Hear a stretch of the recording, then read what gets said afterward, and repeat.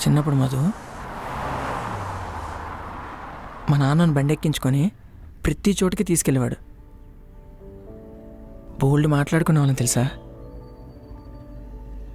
ఇప్పుడు నాకు కేసు వచ్చాక ఇద్దరం కలిసి ఎక్కడికైనా వెళ్తే అస్సలు మాట్లాడుకోం మధు. ఏదో తెలియని మొహమాటం. మధు, నువ్వు ఇదొకటి అబ్జర్వ్ చేసావా? మా అమ్మ నాకు చాలాసార్లు ఫోన్ చేసి, రే ఎక్కడున్నావు, ఏం చేస్తున్నావు, తిన్నావా, డబ్బులు ఏమైనా పంపాలా అని అడుగుద్ది కదా. నీకు డౌట్ రాలేదా మీ నాన్న నీకు ఎప్పుడు ఫోన్ చేయడం ఏంటి అని? మధు, నీకు నిజం చెప్పనా,